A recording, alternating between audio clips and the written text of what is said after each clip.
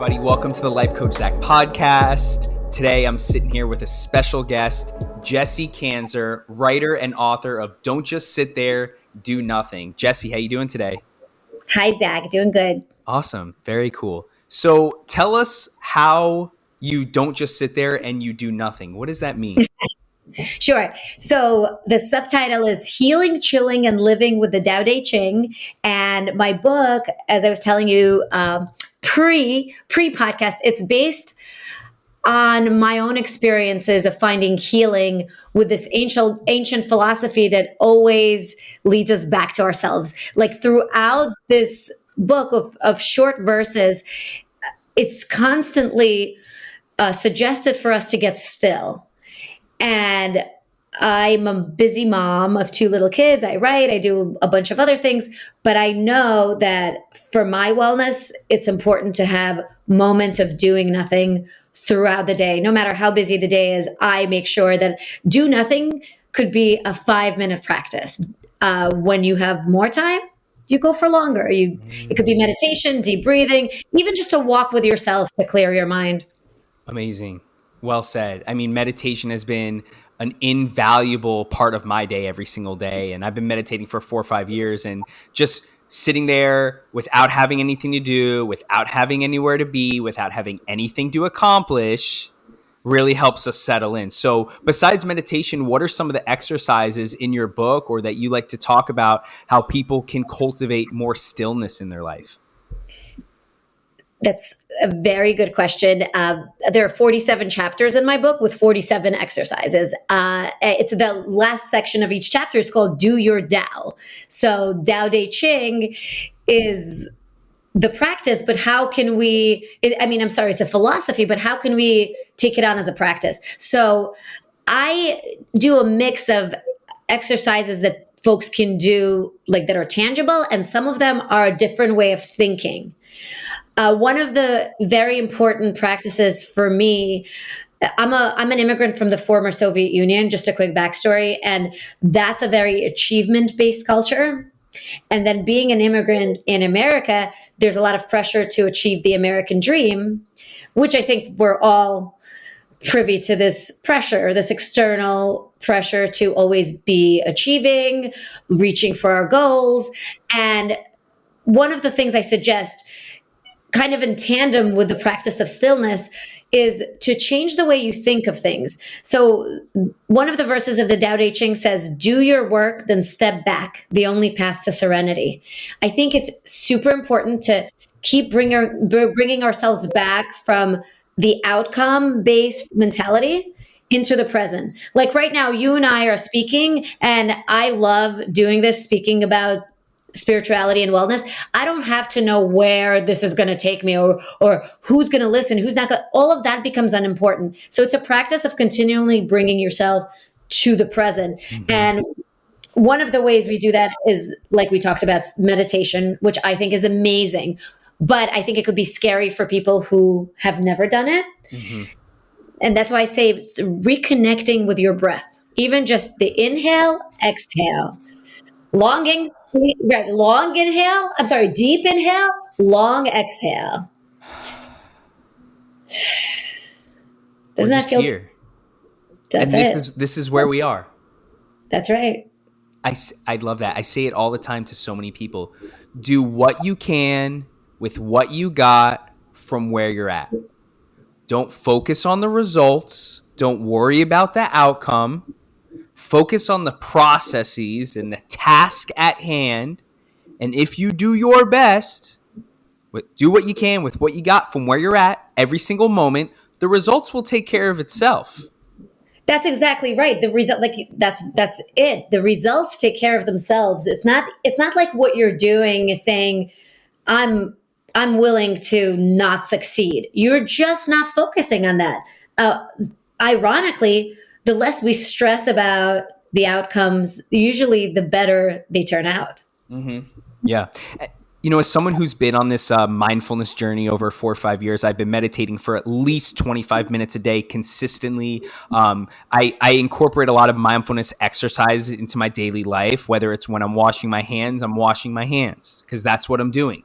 I'm not watching them to get them clean, to cook food, to eat, to get something, or I'm showering because that's what I'm doing, not to get clean, to get into bed, yada yada yada.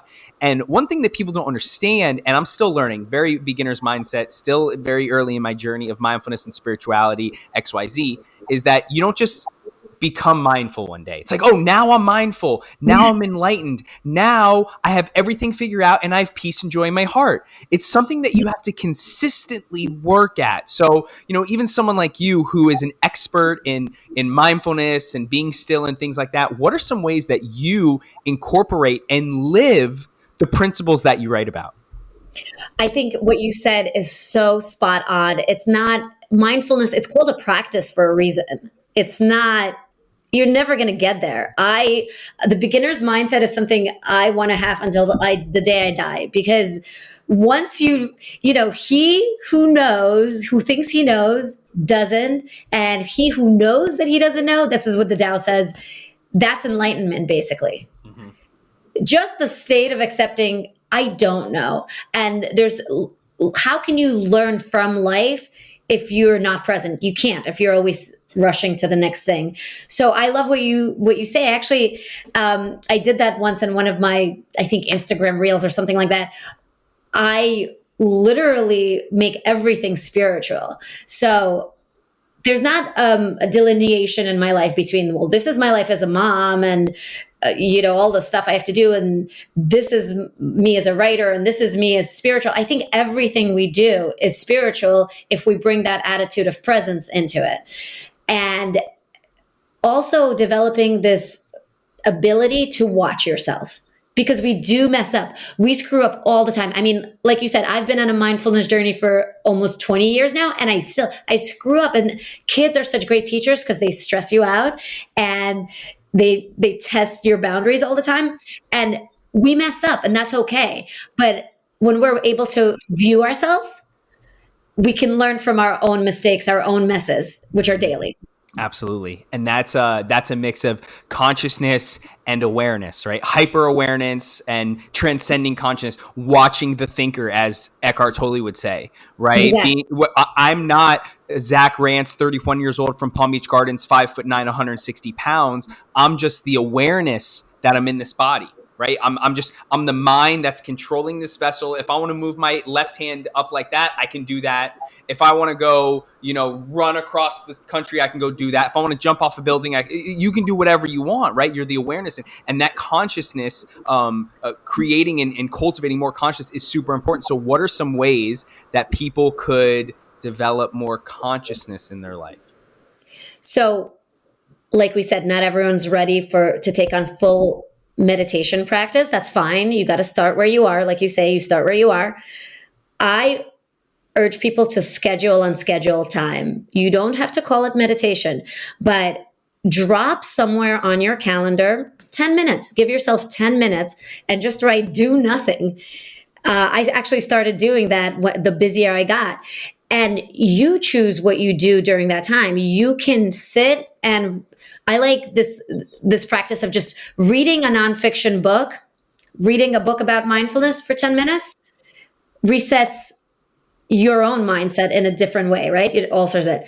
You can go for a walk and just look up at the trees, and that resets your mindset. And if you can't leave your house, you don't have enough time, then use those couple of minutes that you give yourself to look out the window and watch the tree move with the wind and see how trees go with the flow. Mm-hmm. And you take that. So it's about creating little moments throughout your day before you're ready to start. Listen, I'm sure you and I can give tons of tips for people who are ready to embark on a whole. So every morning I do breath work followed by meditation, followed by journaling. I have a whole process. But if Same. you're just right, Mm-hmm. and if you're just introducing yourself to this idea of stillness, breaths. Whenever you feel yourself get really stressed out, stop. Just stop what you're doing. Stop the emails. Focus on your breathing. Another little trick that I like is focusing on your senses. So a lot of times I'm a person who, if I go fast, I tend to be out of my body. I'm not present with my body. So you stop and you listen to the noise outside and actually really hear it, zone in on that. that brings you back to the present. Then you think about the temperature on your skin. What is it? Is it Mm, warm? Is it hot? Is it cold? How does your clothing feel? So these little connections. What is the taste in your mouth? Little connections to our physical senses also bring us right back to mm. the present, and anyone can do that. Yep. Yep. I think I just had a breakthrough and epiphany. It's all about how many times a day you can bring yourself back to that present moment. How many times a day can you bring yourself back to that present moment? And whether it's taking a deep breath when you're getting in and out of your car, if it's stopping for a second before you walk into your house to be mindful of your thoughts, to be aware of your emotions, to be conscious of your feelings. And I talk about meditation all the time to my followers and on my podcast. And meditation for me is the foundation for my baseline consciousness. And I think that as time goes on, my new baseline just goes up and up and up. Right. And there are so many different ways to incorporate that presence into your life, whether it's preparing your food with a food mandala, they call it, where you're, making a pretty decoration with your food and you start from the center and you work around the edges. But a daily meditation practice is so, so important. So what are some other specific things in your book besides mindfulness and meditation and breath work that we haven't talked about today? Sure. So my book is from the female experience, which I know you appreciate too. I scrolled through your Instagram. You're for all the genders. And I really wanted to use the philosophy of the Tao because, interestingly, the Tao Te Ching, which was written in 6th century BC China, so it's really old. It's actually the second most translated book in the world after the Bible. It has never really been processed by a woman. So there's men that I really admire, like Wayne Dyer, the spiritual teacher Wayne Dyer. He wrote Change Your Thoughts, Change Your Life, based on his experience with the Tao.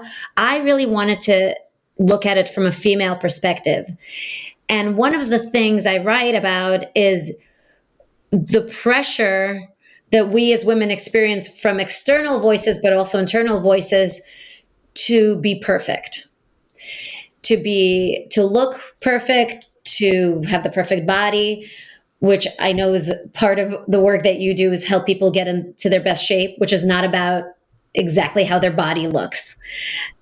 That's one of the things. But the other pressure is to be the perfect mom, to be the perfect wife. All of these pressures are very detrimental.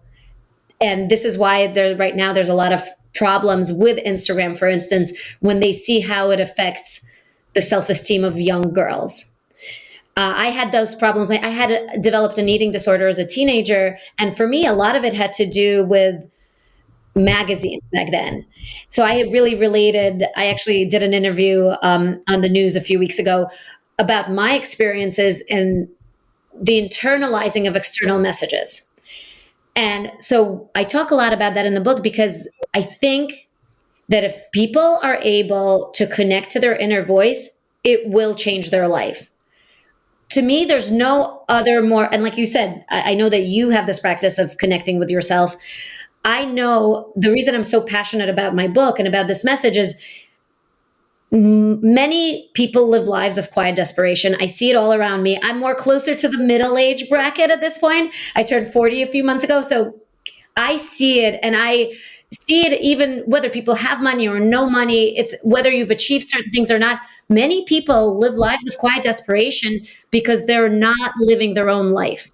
They're living life based on the messages they internalize, maybe from society, maybe from magazines or from social media or from their parents. So there is no other life-changing behavior that I know of that can work as well as getting still and connecting with your own inner voice. And I just want to get the importance of that across. However you can do it, if you start taking walks and talking to yourself and listening to yourself, if you start journaling, if you start meditating, when you connect with your voice and you're able to lower the volume on the external noise, your life will change. Mm-hmm. Amazing. And can I ask you a question more towards that? If you were to block out all the external factors, whether it's Instagram, social media, the news, yada, yada, yada. And you really sit with yourself and you have in your calendar to do nothing. And you sit there and you're becoming more hyper aware of your thoughts. Are we supposed to create dialogue with ourselves, or are we supposed to try to, and I know we don't want to create resistance, or are we supposed to try to drown out the monkey mind and get rid of all those thoughts? Because I know it's like two kind of polarizing ways of being conscious, and I actually have a little bit of inner struggles with this. Like, should I be talking to myself and responding to myself, or should I just be trying to just black out those thoughts completely? That is such a good question because, so first of all, the Tao Te Ching, this is my little copy, tattered copy. The Tao Te Ching is just a book of paradoxes. And that's why initially when you first read it, it can be very confusing. But all of life is paradoxical. All of life has mixed messages. And in the spiritual realm, which I've been in for a while, it's definitely confusing, right? Meditation, you're supposed to just become nothing, right? Become one with everything, one with nothing, which is the same thing. But then how are you supposed to also listen to yourself? So one of my rules is for meditating, because I would find it hard to just stop my thoughts. I take time to de-emphasize my thoughts. So you kind of watch them on the screen, and I've never been able to, a few times, but I've rarely able to completely stop my thoughts. I think that's fine. I think also the more we should on ourselves, the harder time we have. There's so many shoulds in life. So true. Yeah. But I think that for me, meditation is about getting still and connecting with yourself. And then it's a good practice. So meditate, then journal. Mm-hmm. Or I know that some people like to come into meditation with their problem, with whatever in life that they're working on, that they're seeking a solution to. And it just sort of comes. And if you have never done it, right, it's very hard to describe how solutions just sometimes arise from nothingness, but they do. So true. So true. Going into a meditation and then afterwards journaling, I can see why that would be a good process, because when we sit there and we meditate and we have these thoughts of, Zach, you got to answer your emails. Zach, you shouldn't be just sitting down doing nothing. There's plenty of work to do. Zach, you have to go to the bathroom. Zach, you're comparing yourself to someone. I'm like, hey, I see that thought. I'm aware of that thought. But I'm not thinking about that right now. I'm going right back to my mantra, or I'm going right back to the sound of my breath, right? Or I'm going right back to this guided meditation that I'm listening to on the app.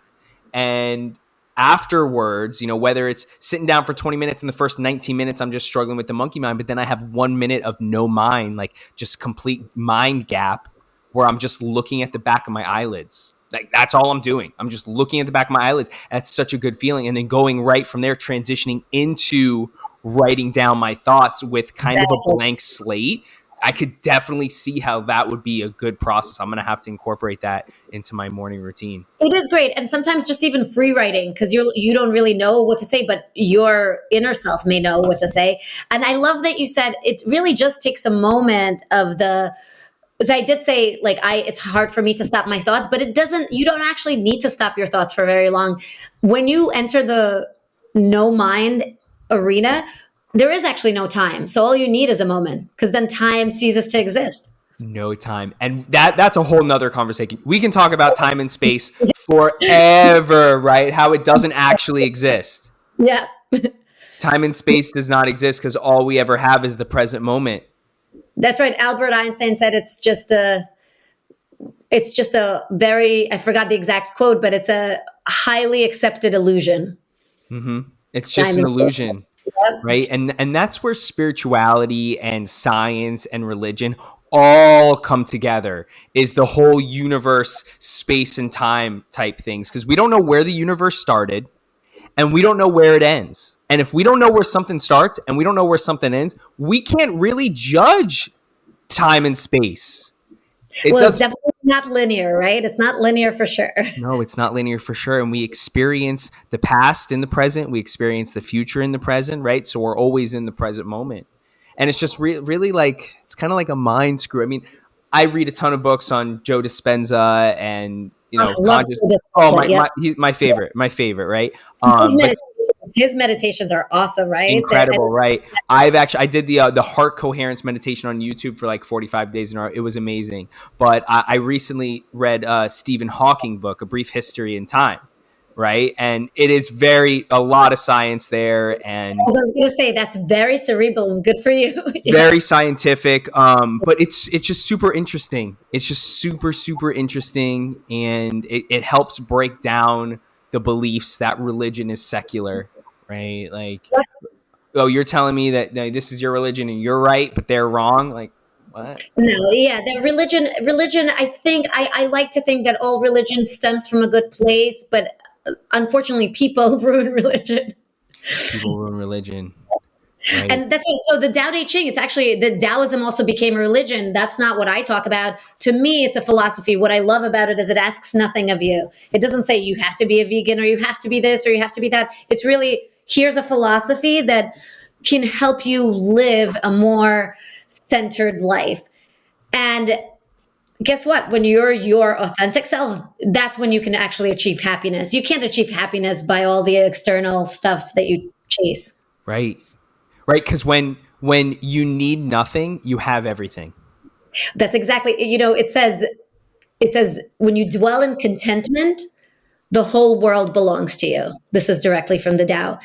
And I would struggle with that. I have a chapter in the book called Manifestation, which is a play on manifestation, because I think one thing modern talks about manifestation forget about is we also need to be able to step away from our wanting.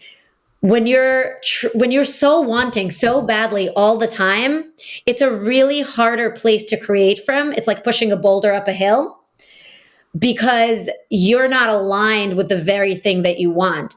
But when you dwell in contentment, as the Tao says, when you dwell in contentment, things happen easier because you're there. You're good anyway. You're good. You're good. Great place to be. Just like manifestation, the only way to manifest is to live and believe, and most importantly, feel as if you already have what you want. Absolutely. But you know what? We want what we want because we want to be happy. So if you already feel like you have what you want, you're already happy. Just find a way to be in that right. good place, right? You already have what you want. Yeah. Like, and listen, I'm human like everyone else. And you said at some point that, you got to remind yourself, I'm not Zach, I'm not this body, I'm not this, but it's interesting because we're both, right? We're like spiritual gods, really. I like to think of God as not just it's an external and internal experience. Tao translates as the way. And I like to think it helps me to think of God or spirit or the universe as a verb versus a noun. It's a constant action. It's a constant becoming. So that's, on one hand, that's what we are. We are this everything. But on the other hand, we're just these physical, limited beings. And it's okay. It's okay. It's okay because as physical beings, we can experience jealousy. We can experience discontent. So as long as we take the time to realign with our non-physical, our spiritual selves, we'll be all right. Mm-hmm. Well said. Jessie, thank you so much for your time today. Everyone, pre-order your book now. Don't just sit there, do nothing. It comes out March 1st, 2022. Yes, and you can find all the information about it on jessiekanzer.com.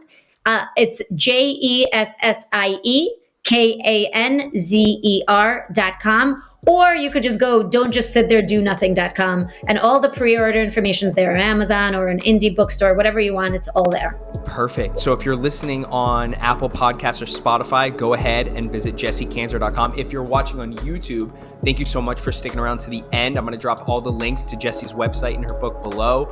Jessie, thank you so much again for your time today, and have an incredible weekend. Thank you, Zach. Thank you. Talk soon.